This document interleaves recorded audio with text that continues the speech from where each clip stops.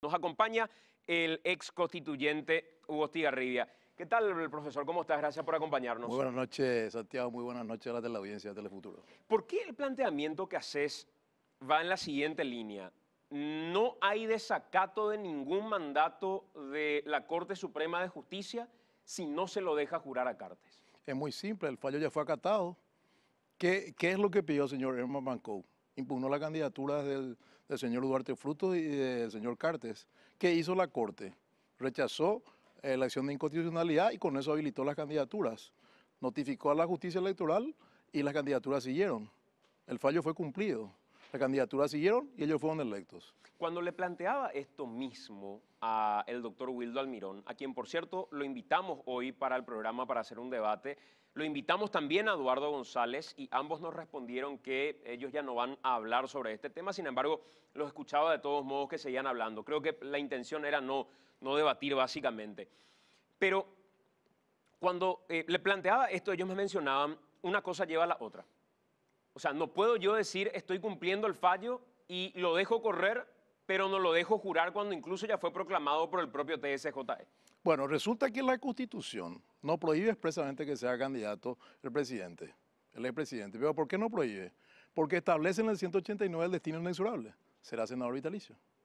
Entonces, llegamos al ridículo en que forzando la interpretación constitucional a través de una corte frágil y complaciente, estos señores fueron electos. Pero, vaya detalle, ellos no pueden asumir ese cargo, porque no pueden ser dos cosas al mismo tiempo. No pueden ser senadores vitalicios y a la vez senadores activos con voz y voto y que forman parte del quórum. Senador vitalicio con voz, sin voto, pero no forma parte del quórum. No puede ser dos cosas a la vez. Entonces, ¿a quién le incumbe decidir eso? ¿Quién inviste finalmente? El cuerpo que los va a recibir, el Senado, y el Senado no les toma juramento. Por esa razón, al señor Nicanor Duarte Frutos no solamente no se le tomó juramento, se rechazó su renuncia a senaduría vitalicia, debe jurar como senador vitalicio. En el caso del señor Cartes debe ser igual. No se le puede tomar juramento a senador activo a alguien que tiene que ser senador vitalicio. ¿Y por qué? No es por un antojo mío ni de nadie, es porque la Constitución establece en el artículo 202, numeral 1, velar por la observancia de la Constitución y la ley. ¿Y qué es velar por la observancia de la Constitución y la ley? Que ellos sean senadores vitalicios según el 189. El fallo ya fue acatado, ya se cumplió, fueron candidatos, fueron electos, pero asumir le corresponde al Senado. Y si el Senado le toma juramento, el Senado viola la Constitución y con esto viola el mandato que ellos tuvieron al jurar.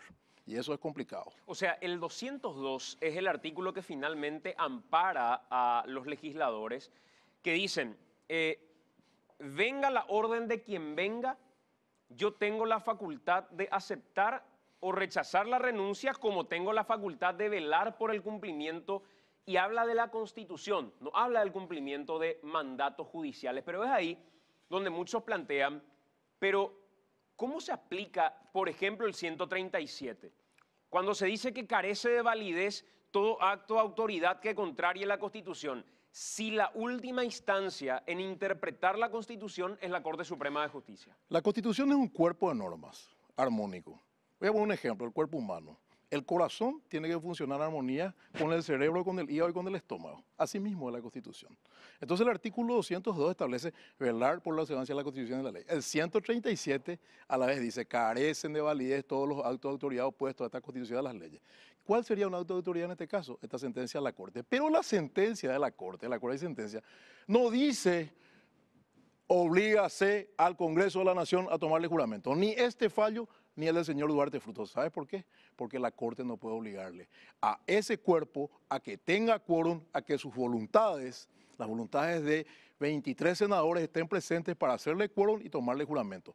La Corte le puede obligar a que incorpore un funcionario al Poder Legislativo, que la autoridad administrativa lo tiene que incorporar, a que incluyan en el presupuesto de la regulación de honorarios algún abogado contra el Estado, también le puede obligar, pero no le puede obligar a esas voluntades. Y hay otro artículo, no están sujetos a mandato imperativo. Ese es otro artículo que entra dentro de ese cuerpo, sería el hígado, el corazón, el cerebro, el estómago trabajando, todos juntos. ¿Y qué tiene que hacer el Congreso? El Congreso tiene que tomarle a los dos juramentos como senador vitalicio, como senadores vitalicios. Eso es lo que corresponde aplicando la Constitución. Casos iguales, comisario Patti en Argentina, violación de derechos humanos, el cuerpo se negó a tomarle juramento. totalmente habilitado. Acá, caso igual, señor Nicanor Duarte Frutos. Caso igual, arbitrario, antijurídico, el no juramento del senador Alejandro Velázquez Ugarte por decisión del presidente del cuerpo. En ese entonces, el senador Galaverna. Arbitrario. Así. Pero son antecedentes que existen y que deben ser aplicados. El otro día me decía el doctor Óscar Facundo Ifrán que si eventualmente Horacio Cartes esperara el 2023, puede ser candidato a senador de la Nación, senador activo, hasta el 2028. Lo mismo respecto a Nicanor Duarte Frutos, que ya al no ser él un candidato que al mismo tiempo era presidente en ejercicio de la República, ahora sí está habilitado como para ser senador activo. Bueno, la interpretación que hizo el doctor Oscar Facundo Ifrán a mí me llamó la atención. Yo escuché esa entrevista y por una cuestión de respeto, yo lo llamé por teléfono y él me comentó que él refería a que en este momento Cartes está en el cargo, pero estuvimos hablando y la candidatura a senador de Nicanor ni de Cartes no corresponde porque la palabra clave es senador vitalicio, de por vida.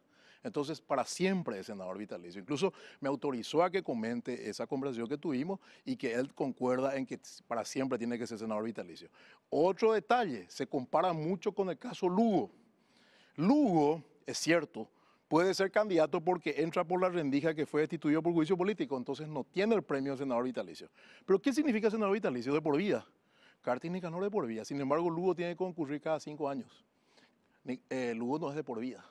Esa es la gran diferencia. Entonces hay que separar. Acá quieren confundir con algunas cosas. Con el fallo, con cómo Lugo puede ser y ellos no pueden ser si Lugo fue destituido por juicio político. Es cierto, es una injusticia que Lugo pueda ser senador. Y ahí hubo una laguna constitucional, un vacío constitucional, un error que tenemos que asumir los constituyentes y yo lo asumo, ¿verdad? Así como asumimos y pusimos fe de ratas en la Constitución. Y por ahí entró Lugo. Pero en el caso de Nicanor y Cartes está absolutamente claro y hago abstracción de nombres y situaciones. Es una posición jurídica plenamente asumida. Es más, casi todos los constituyentes opinan igual. Y no es casualidad que casi todos los constituyentes opinen igual. Es por algo. Y nadie tiene nada contra Nicanor ni contra Cartes. Yo no tengo ningún problema con ellos. No me han perjudicado personalmente ni tengo nada. Al contrario, son de mi partido, ¿verdad? Pero la vida te pone en estas situaciones que sos abogado, sos senador y tenés que aplicar la Constitución. El otro día me decía Wildo Almirón, apoderado de la ANR, que cuando le preguntaba cuál era la herramienta jurídica que él disponía como abogado, como para poder, ante el escenario del juramento de Cartes, obligar a los senadores a que vayan a la sesión y den quórum, que finalmente era una prerrogativa de cada legislador. ¿Cuál es la herramienta jurídica que tenés para obligarle, para compelir a cada senador a que asista y le tome juramento a Cartes? Y me decía Wildo Almirón, eso lo vamos a debatir posteriormente, te aseguro que hay una herramienta jurídica, pero hoy ni siquiera está descartado que Cartes no pueda, por ejemplo, pedir un permiso nada más y completar su mandato, como tampoco está prohibido que él, siendo todavía senador, vaya y jure y complete su periodo. O sea, un escenario ya donde todo vale, da la sensación, doctor. Yo creo que Willow se está manejando como político. Es más, su cargo lo asume como político y no como jurista. Y defiende los intereses de un cliente como defiende también a veces un abogado los intereses de su cliente contra la razón jurídica. Con todo respeto, yo lo aprecio y lo conozco de la facultad. Yo creo que acá hay una cuestión muy simple. Es imposible que haga eso Cartes, y mucho menos aún pidiendo permiso, ir a jurar y después volver. Pero es una locura. De ninguna manera. ¿Pero acaso ya no fue una locura cuando tomó el certificado donde dice soy senador activo electo y al mismo tiempo estaba como presidente de la República? Todos suponíamos, te soy honesto, que él antes del acto de proclamación ya iba a terminar renunciando, como para poder ser proclamado, pero ni siquiera eso. Pero ahí no hay un aval del Congreso. Hay un aval del Congreso, la payasada fue ante los ministros de la Justicia Electoral, pero no hay un aval del Congreso. En este caso, los ministros de la Justicia Electoral están avalados por el fallo de la Corte que tuvieron ellos que acatar. Hay que acordarse que la Corte es la máxima instancia, ellos tuvieron que acatar. Y su propio fallo. Exactamente, su propio fallo que fue accionado en inconstitucionalidad ante la Corte, pero no es el caso del Congreso. El Congreso no tiene por qué acatar, no hay nada que acatar en el Congreso. Profesor, por último, agradeciéndote también tu presencia con nosotros esta noche. Cuando el 137 dice en la Constitución que carece de validez todo acto o autoridad que contrarie la Constitución Nacional, ¿quién dice esto carece de validez porque contraria a la Constitución? ¿Lo hace cualquiera? ¿Quién decide finalmente desacatar un mandato? Porque supongamos el escenario de que mañana se recurra a la Corte y la Corte diga tiene que jurar. Que ya mencionabas, no puede obligarle a que finalmente un legislador vaya y asista a la sesión. Pero, ¿cómo se aplica ese 137? Justamente para los no senadores no asistiendo a la sesión, por ejemplo. Y ahí también hay otro artículo concordante, que es el de resistencia a la opresión. Carecen de validez y te habilita el derecho de resistencia a la opresión.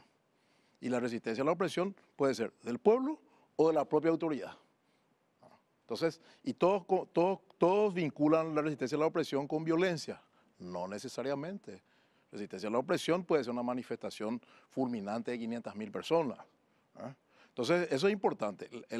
El resistirse a un acto autoritario va por la resistencia a la opresión. Y en este caso, los senadores, vamos a suponer que la Corte le obligue por una resolución, ellos pueden decir no nos pueden obligar. Y ahí entra otro tema doctrinario, que son lo que llaman las cuestiones políticas, o political question en inglés.